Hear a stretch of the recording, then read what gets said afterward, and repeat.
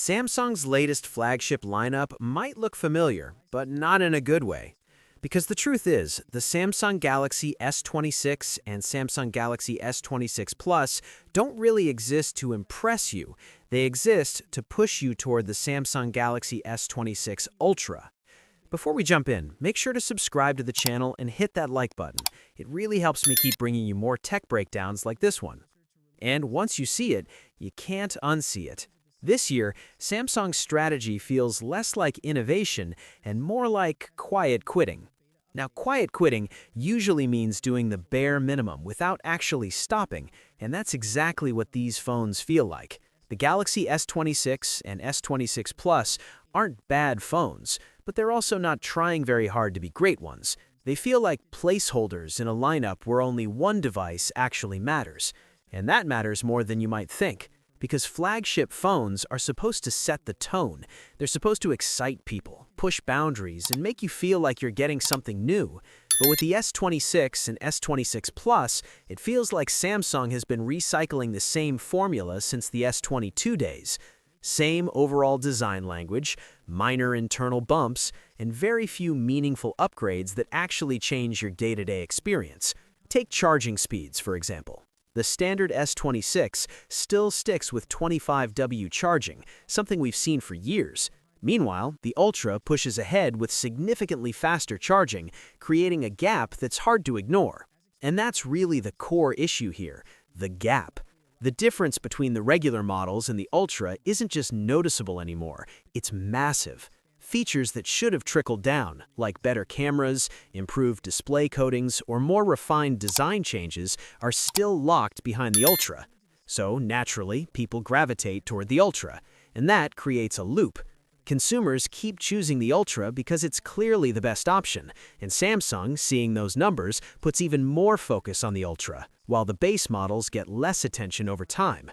It's a classic feedback loop, and it's slowly making the standard flagship irrelevant. Now, to be fair, the Ultra is doing everything right. It's powerful, packed with features, and actually feels like a premium upgrade. It gives you that worth it feeling, even at a high price. But that just makes the S26 and S26 Plus look even weaker by comparison.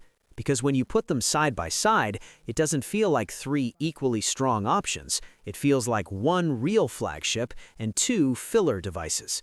And this is where things get interesting, because while Samsung is holding back features on its base models, Apple is doing the opposite. With the iPhone 17, Apple has started bringing more pro-level features to its standard model, like better cameras, smoother displays, and faster performance. That shift changes expectations. People start asking, why am I paying flagship prices for a phone that feels like a compromise? And suddenly, the S26 and S26 Plus don't just look boring, they look like bad value. So what should you actually do? If you just want a reliable phone that works smoothly and you don't care about specs or cutting-edge features, then yes, the S26 or S26 Plus will still get the job done. But if you're even slightly value-conscious, it gets harder to recommend them. Because here's the surprising part. Samsung's own mid-range phones are starting to look like better deals. Devices from the Galaxy A series offer a similar overall experience for a much lower price. Sure, you lose some high-end performance and a few AI features, but for most people, the difference won't be dramatic in everyday use. Which raises a bigger question. Why are the flagship models so close to mid-range phones in value? And that's where this whole strategy starts to fall apart. Because if the Ultra is the only phone worth getting and the mid-range phones offer better value, then what exactly is the role of the S26 and S26 Plus? Right now, it feels like they exist just to make the Ultra look better, and that's not a great place to be. At the end of the day, this isn't about one bad product, it's about direction.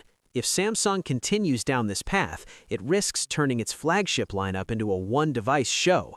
And that's not good for competition, innovation, or users, because when companies stop trying on their core products, that's when progress slows down.